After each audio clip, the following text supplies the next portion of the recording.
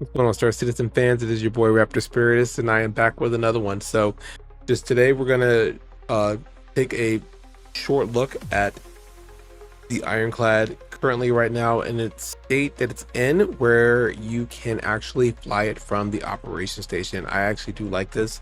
I don't remember if in the command module that you can. I don't remember if you can open up the hangar from the command module, but obviously since you're in the operations, you actually have the button to open the top hangar door to open it up from there. So it almost makes more sense to be there. So if you're flying with a crew, you're piloting, someone's coming in, boop, or press it open and it opens up. Like, that is so awesome. So like I said, I don't remember seeing it on the command module, so I think it's a cool addition. Also, one thing I did notice is when I'm actually in the command, in the captain's quarters, when I lay in the bed, I'm hearing forest, like some sort of like ambient, like sounding like you're, some people need to go to sleep to like some sort of noise, and they have like where it sounds like you're out in nature. That's what it sounds like when you're laying down. It's wild. So before we get into that video, like I said, I'll do that at the end. What I'm going to do is I'm going to go over the quantum changes. Obviously not every ship, but I'm just going to put it up so we can kind of look at it and see what's going on there. So you can see here, this side where I'm focused on is talking about has the quantum size right here, X for the actual quantum drive size.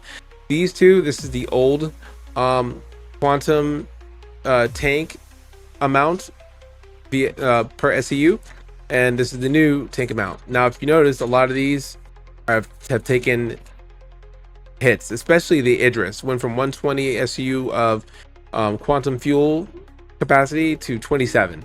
Big change.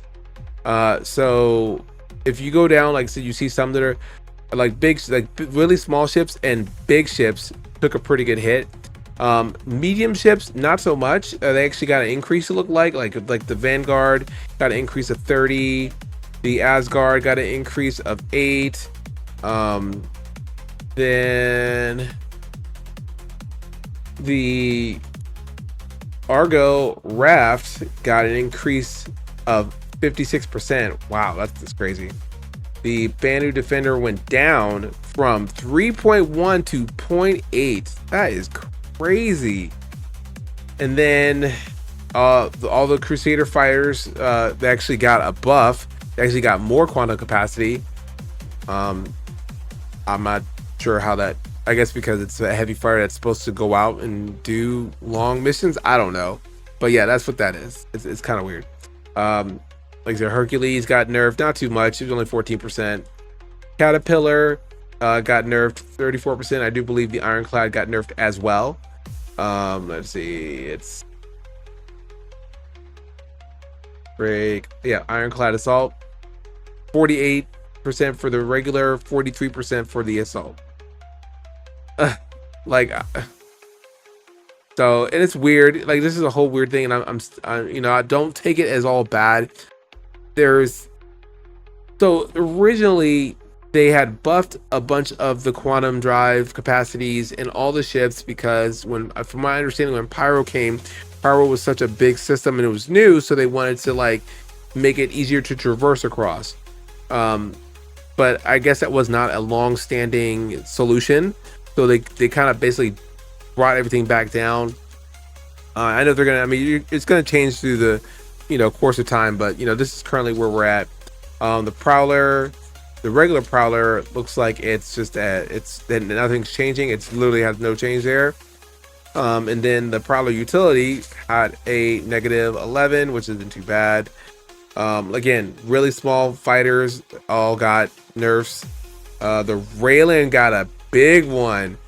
It was at 5.1, and now it's at 1.1. And this is supposed to be like a big long hauler. Like, I don't understand this.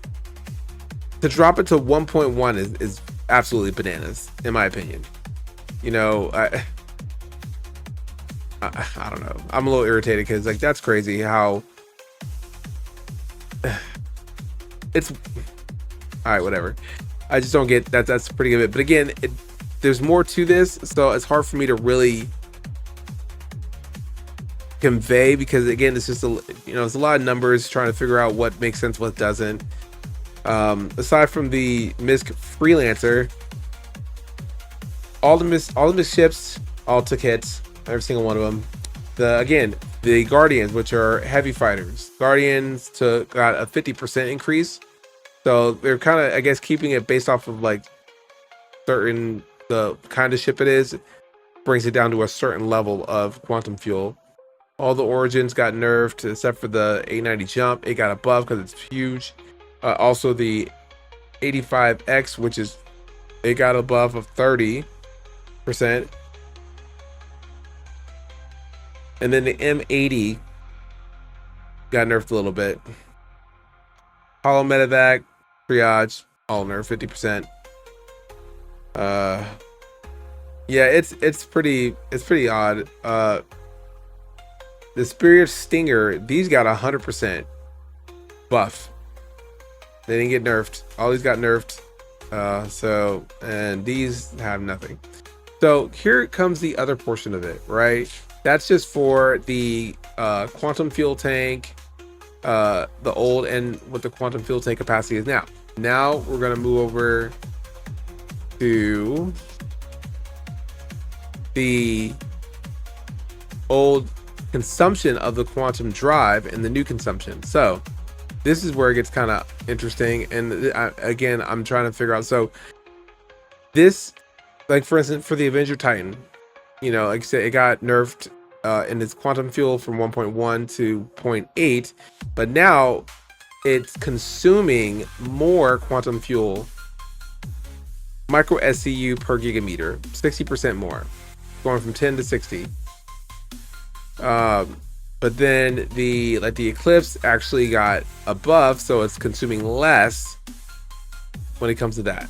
Now, concerning ships that are mine, if we're talking about, like, let's go to Ironclad, because again, that's one of my newer ones.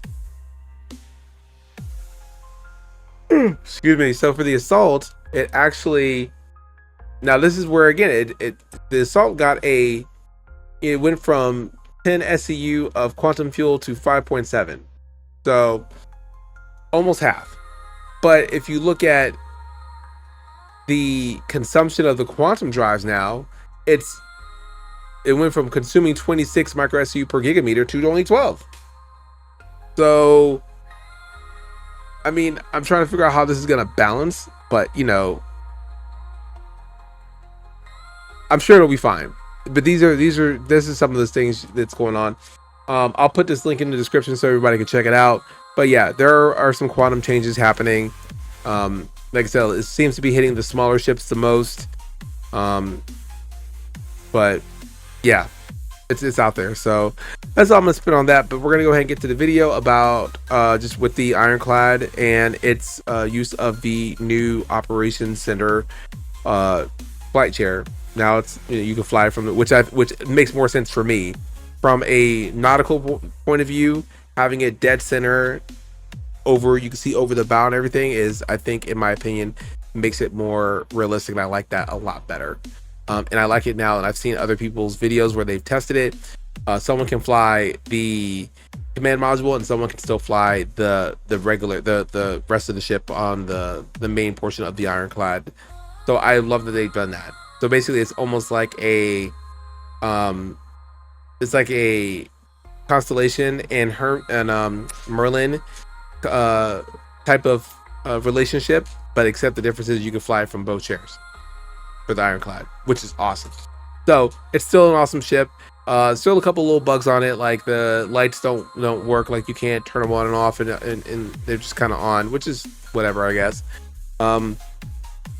And yeah, I mean, oh yeah, and then so it looks like you have control over a turret, which is what you're supposed to have, right? You can control it from the command module. So now from the chair you can, but you only can control it in remote mode, which really you should be able to control it regardless. It shows that you have it and you can control it, but only way you can shoot it is if you go into the remote turret and then shoot it. Now, mind you, you can still the ship will still keep moving. So you're on a straightaway and you need to give yourself some cover. You can get in it while you're on a straightaway, and shoot around while the ship's just going straight. So that's cool. At least gives you that. But they need to work on it a little bit more.